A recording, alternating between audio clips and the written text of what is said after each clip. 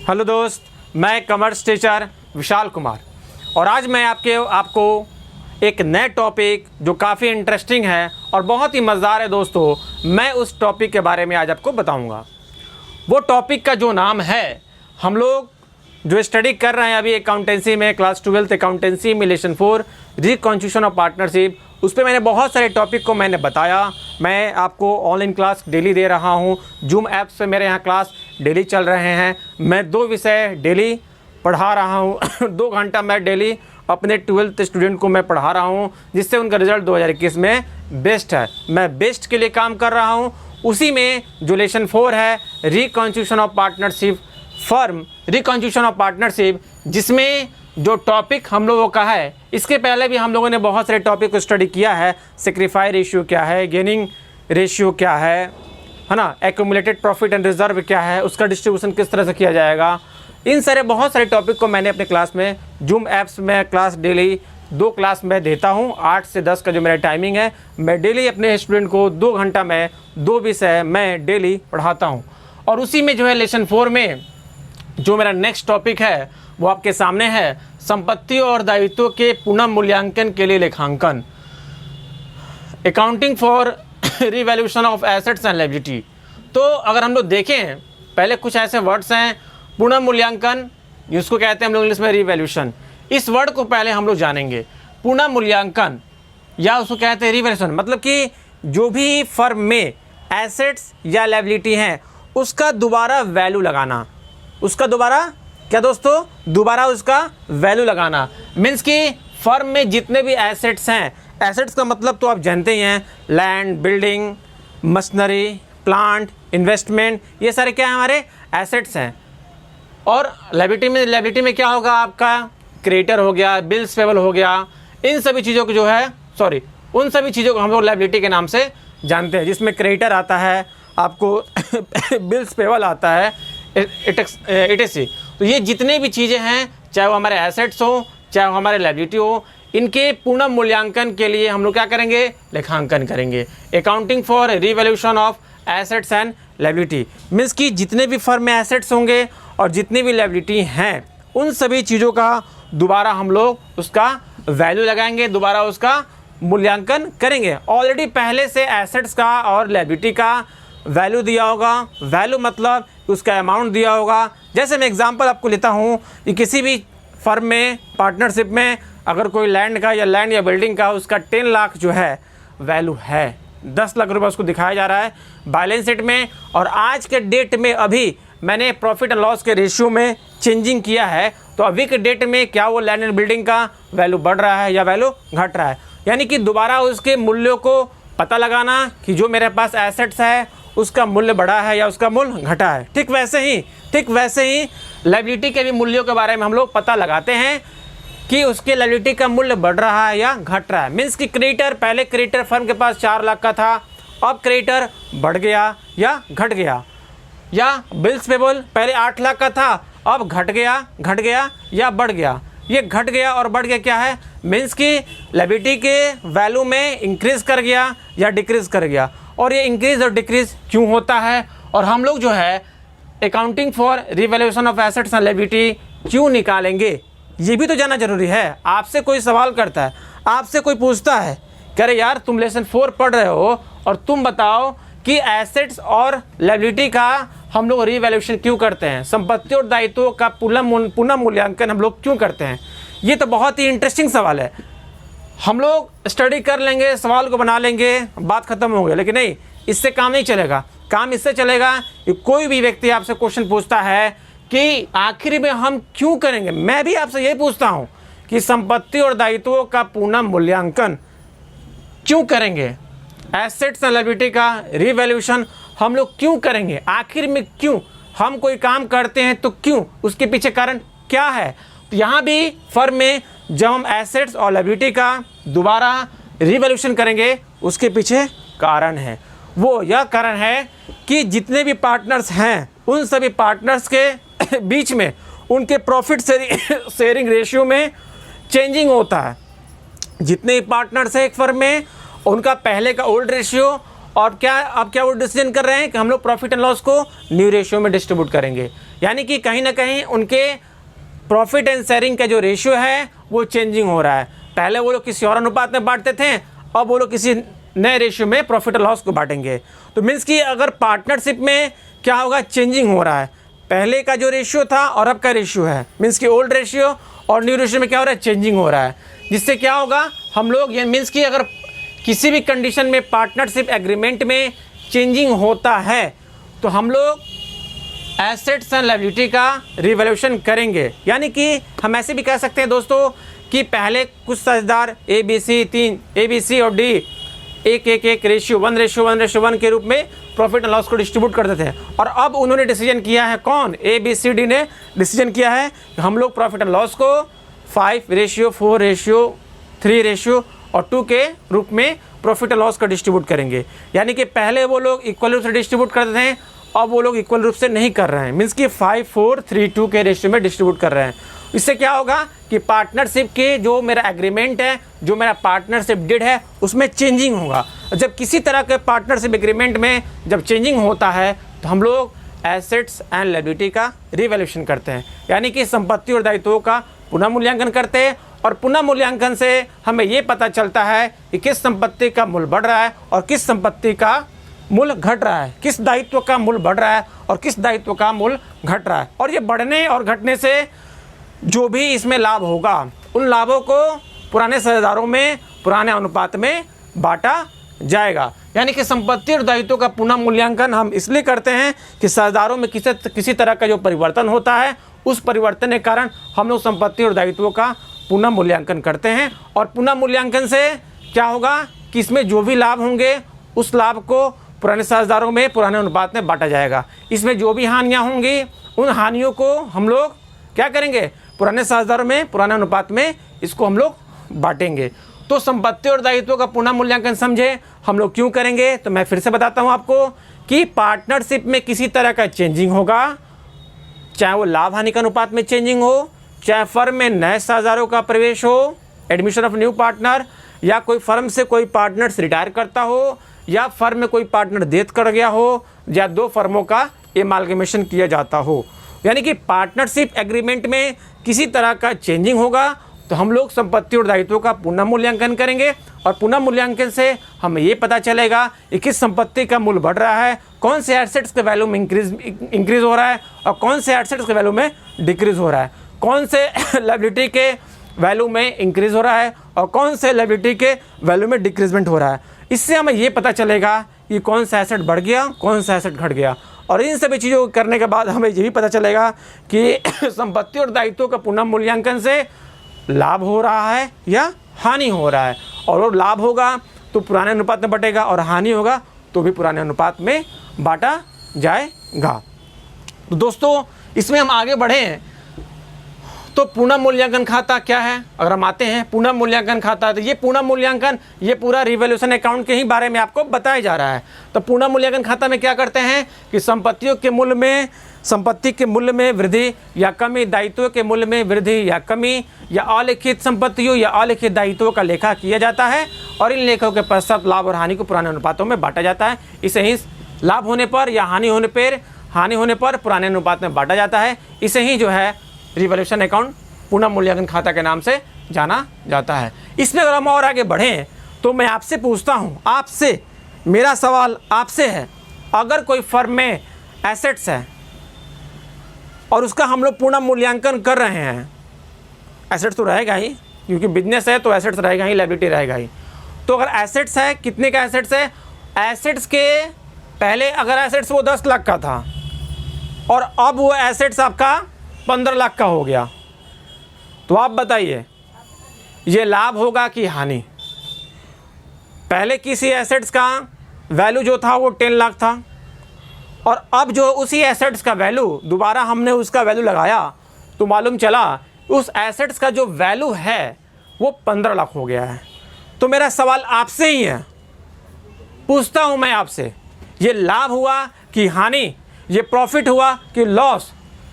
तो दोस्तों 10 लाख का कोई संपत्ति था, आज उसका हमने पता किया, उसका वैल्यू लगाया दोबारा कि मार्केट में इसकी वैल्यू क्या चल रही है, तो मालूम चलता है कि इसकी वैल्यू 15 लाख हो गई है। सिंपल सा फंडा है, एकदम सिंपल सा है ये आपको लाभ होगा, मीन्स कि प्रॉफिट होगा। यानी कि एसेट्स के वैल्यू में इंक्रीज होगा, संपत्ति के मूल्य में अगर वृद्धि होगा तो हम लोग उसके लाभ के नाम से जानते हैं, जो मैंने लिख दिया आपको पहले से ही कि संपत्ति के मूल्य में वृद्धि तो लाभ, increase in the value of assets profit. अब आते हैं एसेट्स के वैल्यू में कमी होती है, संपत्ति के मूल्य में कमी होती है, तो क्या होगा? आपके पास कोई एसेट्स पहले, फर्म के पास कोई एसेट्स पहले से 8 लाख का है और अब आप दोबारा उसका वैल्यू पता कर रहे हैं कि वो एसेट्स कितने का है, तो मालूम चलता है कि वो एसेट्स अब 6 लाख का हो गया है। जो पहले 8 लाख का था, जो पहले 8 लाख का था, अब वो 6 लाख का हो गया है। तो दोस्तों पूछता हूँ मैं आपसे, ये वैल्यू जो 8 लाख का था अब 6 लाख हो गया, तो क्या ये प्रॉफिट हुआ कि लॉस हुआ? आप खुद पूछिए अपने आप से, ये प्रॉफिट हुआ कि लॉस हुआ? ये निश्चित ही लॉस हो रहा है। संपत्ति के मूल्य में जब कमी होगा इसको लॉस के नाम से जाना जाएगा। आइए, संपत्ति के मूल्य में कमी, हानि, decrease in the value of assets, loss. अब आते हैं लायबिलिटी के कंडीशन में। तो लायबिलिटी का जो कंडीशन होता है वो डिफरेंट होता है, वो एसेट्स के अपोजिट होता है, अब एसेट्स के उल्टा होता है। लायबिलिटी मीन्स कि जो आपको देना है और एसेट्स मीन्स कि जो आपके फर्म के पास है, और आप किसी फर्म के मालिक हैं, उसमें जितने भी एसेट्स हैं वो फर्म का कहलाता है और जितनी भी लायबिलिटी हैं वो आपको पेमेंट करना है। तो लायबिलिटी के मूल्य में कमी अगर होगा, लायबिलिटी मतलब जो आपको देना है, अगर आप बिजनेसमैन हैं 10 लाख का कर्जा है, 10 लाख आपको पूरे 1 साल में देना है। आपने लायबिलिटी का दोबारा वैल्यूएशन किया, कह रहे यार 10 लाख तो मुझे देना था, अब करंट टाइम में जिस समय प्रॉफिट एंड लॉस के रेशियो में या पार्टनरशिप में किसी तरह का चेंजिंग हुआ है, तो मुझे एसेट्स एंड लायबिलिटी का रिवैल्यूएशन करना पड़ेगा, मीन्स कि संपत्ति और दायित्वों का पुनः मूल्यांकन करना पड़ेगा। तो हम जब लायबिलिटी के मूल्य में जब कमी होगी, decrease in the value of liability, तो अगर आप अगर बिजनेसमैन हैं, आपको अगर किसी को 10 लाख रुपया देना है और आज के डेट में और अभी आपने उसका वैल्यू पता किया कि अभी के डेट में मेरे पास कितने रुपए की लायबिलिटी देनी है, तो मालूम चलता है दोस्तों कि 8 लाख रुपया आपको देना है। जो 10 लाख देना था, अब 8 लाख देना है। अब 8 लाख देना है मीन्स कि कमी हो रही है कि वृद्धि हो रही है? दायित्व के मूल्य में कमी, जो आपको 10 लाख देना था, अब आपने पता किया तो मालूम चलता है कि हमको दायित्व जो है, लायबिलिटी जो है 8 लाख का है। तो मीन्स कि आपको फ़ायदा हो रहा है या नुकसान हो रहा है, आपको प्रॉफिट हो रहा है या लॉस हो रहा है? तो खुद सोचिए कि 10 लाख देना था मुझे, अब हमको आज के रेट में हम अपने लायबिलिटी का दोबारा वैल्यू लगाए हैं, पता किए हैं कितना का हमारे पास लायबिलिटी है, तो मालूम चलता है कि आपके पास अब 8 लाख देना है। तो आपको 2 लाख रुपया फ़ायदा हुआ ना।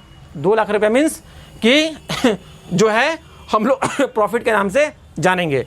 यानी कि दायित्व के मूल्य में कमी बराबर लाभ, and the decrease in the value of liability means की प्रॉफिट। यानी कि जो 10 लाख मुझे पहले देना था, अब मुझे 8 लाख देना है, यानी कि 2 लाख रुपये क्या हो रहा है? लाभ हो रहा है। अब आइए, इसका लास्ट है दायित्व के मूल्य में वृद्धि। दायित्व के मूल्य में वृद्धि बराबर होती है हानि। कैसे? लायबिलिटी का मतलब ही होता है कि जो आपको पेमेंट करना है, जो आपको देना है। तो आपके पास मैं कहूँ कि पहले से लायबिलिटी आपको पेमेंट करना जो था वो 12 लाख का है, और अब आपको जो है लायबिलिटी पेमेंट करना 15 लाख। यानी कि पहले मालूम था कि 12 लाख देना है, अब ये जो दोबारा संपत्ति और दायित्व का पुनः मूल्यांकन किए तो पता चलता है कि हमको 15 लाख रुपये देना है। तो दायित्व तो वृद्धि हो गई, 12 से 15 लाख पे जब जाएगी तो क्या हो रहा है? लायबिलिटी इंक्रीज कर गया। मीन्स कि जो 12 लाख पहले कर्जा था आपके ऊपर, जो 12 लाख आपको पेमेंट करना था, अब आप 15 लाख कर रहे हैं। मीन्स कि क्या हो रहा है? यहाँ पे लायबिलिटी बढ़ रहा है। तो आपके लिए फ़ायदेमंद है या नुकसान है? आपके लिए लाभ हुआ या हानि हुआ? बढ़ तो रहा है, जो 12 लाख देना था अब 15 लाख देंगे। मीन्स कि क्या हुआ, यहाँ पे नुकसान हो रहा है। मीन्स कि इसको हम कह सकते हैं ये हमारा लॉस हुआ। तो मैंने फिर से बताता हूँ, इसका जो फंडा है, एसेट्स के मूल्य में वृद्धि होगा प्रॉफिट होगा, एसेट्स के वैल्यू में कमी होगा लॉस होगा, लायबिलिटी के मूल्य में डिक्रीज होगा, decrease in the value of liability profit होगा, और increase in the value of liability means कि लॉस होगा। ये है आपका पूरा का पूरा फंडा जो है रिवैल्यूएशन अकाउंट का, यही है। और इसी को हम लोग को समझना भी है। अगर हम और आप रिवैल्यूएशन अकाउंट बनाते हैं तो किस आइटम को डेबिट दिखाएंगे और किस आइटम को क्रेडिट में दिखाएंगे। तो चलिए उसके लिए भी मैंने एक शॉर्ट फार्मूला तैयार किया है। और क्योंकि रिवैल्यूएशन अकाउंट बनाने से पहले हम लोगों को जर्नल एंट्री करना पड़ेगा। वो जर्नल एंट्री कौन सा होगा, वो कौन सा जर्नल एंट्री होगा, जैसे एसेट्स के मूल्य में वृद्धि, उसके लिए कौन सी एंट्री करेंगे, एसेट्स के मूल्य में कमी, उसके लिए कौन सी एंट्री करेंगे, increase in the value of assets, और decrease in the value of liability, decrease in the value of assets, उसके लिए हम कौन सा एंट्री करेंगे, increase in the value of liability, दायित्व के मूल्य में वृद्धि, और decrease in the value of liability, उसके लिए कौन सी एंट्री करेंगे, अनरिकॉर्डेड जो एसेट्स होगा उसके लिए क्या एंट्री करेंगे, और अनरिकॉर्डेड जो लायबिलिटियाँ होंगी उसके लिए क्या एंट्री करेंगे, अनरिकॉर्डेड जो एक्सपेंस पेमेंट करना है या अनरिकॉर्डेड जो एसेट्स लायबिलिटियाँ हैं उसके लिए कौन सी एंट्री करेंगे। और इन सभी प्रोसेस को करने के बाद हमें ये पता होगा कि फर्म को प्रॉफिट हो रही है या लॉस हो रही है। तो प्रॉफिट होगा तो क्या एंट्री बनेगा, और लॉस होगा तो क्या एंट्री बनेगा। तो ये जो एंट्री के लिए है ये मैं आपको नोट्स व्हाट्सएप पे सेंड करूँगा। अब ये एंट्री करने के बाद, जर्नल करने के बाद हमारे सामने एक प्रॉब्लम आती है। वो प्रॉब्लम क्या है, बहुत बड़ा प्रॉब्लम है। हम लोग एंट्री याद करते हैं, एग्ज़ाम में बैठे हैं, किसी कारण से आप एंट्री को भूल गए तो हो गया काम। तो उस एंट्री को भूल गए तो भी कोई बात नहीं है, और क्वेश्चन कह रहा है कि आप रिवैल्यूएशन अकाउंट बनाइए। तो क्योंकि एंट्री याद रहेगा तभी सीआर का डी और डीआर का सीआर होता है। ये तो पता ही होगा, आपने 11th में पढ़ा है कि जर्नल से लेजर बनाते हैं, लेजर से ट्रायल बनाते हैं। तो जर्नल से लेजर कब करेंगे, जब हमें याद रहेगा तभी ना कौन सा आइटम डीआर है कौन सा आइटम सीआर है। तो यहाँ भी जितने इसके जर्नल होंगे, जो मैंने कहा कि मैं आपको व्हाट्सएप पे सेंड करूँगा, जितने मेरे स्टूडेंट हैं उन सभी को, जब हम लोग रिवैल्यूएशन अकाउंट बनाएंगे तो जब मुझे जर्नल याद रहेगा, एग्ज़ाम हॉल में बैठे हैं, अगर जर्नल मुझे याद है तो आसानी से हम जो है इसका अकाउंट बना सकते हैं। लेकिन अगर अगर आप जर्नल को भूल गए, उस कंडीशन में क्वेश्चन आते एग्ज़ाम में कि आप रिवैल्यूएशन अकाउंट बनाइए, उस कंडीशन में आप कैसे बनाएंगे। तो घबराने की ज़रूरत नहीं है। आप विशाल से जुड़े हुए हैं तो मैं आपके लिए ही काम करता हूँ। मैंने एक ट्रिक बनाया है जो बहुत ही सिंपल फंडा है। यहाँ देखिए कि यहाँ पे हम क्या कर देंगे, रिवैल्यूएशन अकाउंट लिख देंगे, जिसका फॉर्मेट है पार्टिकुलर अमाउंट और पार्टिकुलर अमाउंट। डीआर साइड में क्या दिखाएंगे और सीआर साइड में क्या दिखाएंगे। तो डीआर साइड में क्या दिखाएंगे, एसेट्स माइनस ए बराबर एसेट्स माइनस, मैंने एसेट्स के मूल्य में कमी होगा, संपत्ति के मूल्य में कमी होगा, डीआर में दिखा देंगे। Decrease in the value of assets को डीआर में दिखाएंगे। और एल बराबर प्लस, जितना भी लायबिलिटी हमारा प्लस करेगा, increase in the value of liability, उसको हम लोग डीआर में दिखाएंगे। ठीक वैसे ही सीआर में भी increase in the value of assets, संपत्ति के मूल्य में वृद्धि होगा तो सीआर में दिखाएंगे। और एल बराबर लायबिलिटी माने माइनस, घट रहा है, decrease in the value of liability, दायित्व के मूल्य में कमी जो होगा उसको हम लोग सीआर में दिखाएंगे। अब यहाँ पे बात आता है कि कैसे मालूम चलेगा कि प्रॉफिट है, प्रॉफिट हो रहा है।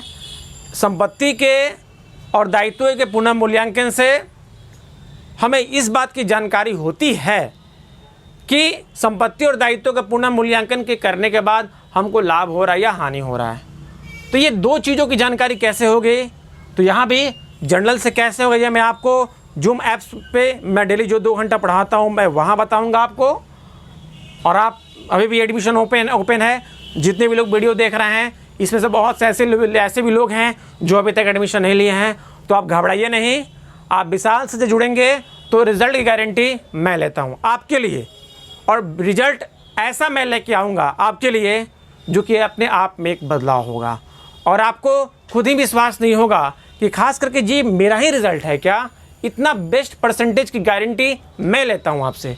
तो हम कैसे समझेंगे कि प्रॉफिट हो रहा है कि लॉस हो रहा है? देखिए दोस्तों, जब हम लोग कोई भी अकाउंट बनाते हैं तो डी आर का ऐड करते हैं और सी आर का ऐड करते हैं। तो जब सी आर का ऐड हमारा ज़्यादा होगा और डी आर का कम होगा तो मीन्स की प्रॉफिट, और डी आर का जोड़ ज़्यादा होगा और सी आर का कम होगा मीन्स की लॉस। जैसे एक एग्जाम्पल मैं देता हूँ आपको, जैसे अगर हम ऐड करते हैं तो अगर हमारा सी आर का जो ऐड है 20 लाख है, ध्यान दीजिएगा, सी आर का ऐड जो है हमारा 20 लाख है और डी आर का ऐड हमारा 15 लाख है।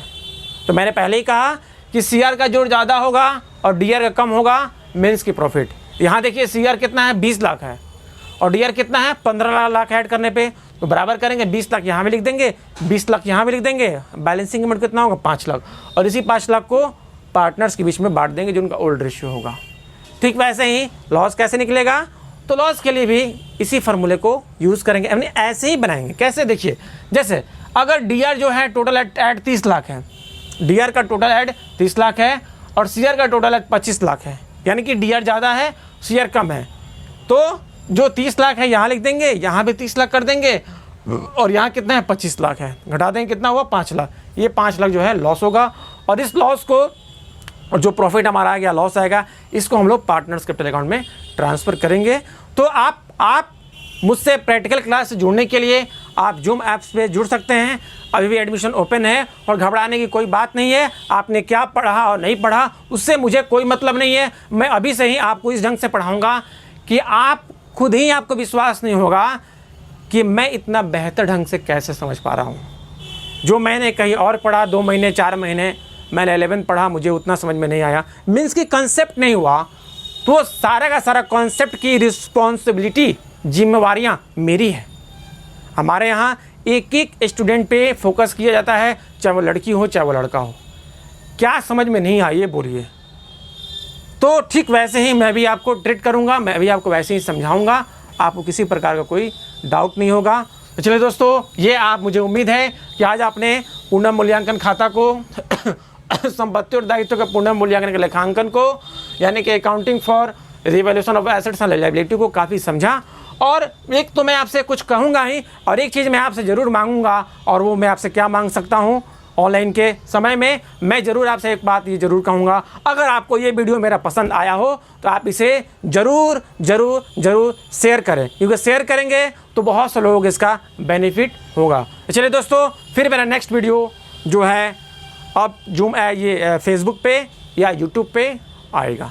चलिए दोस्तों, बाय बाय।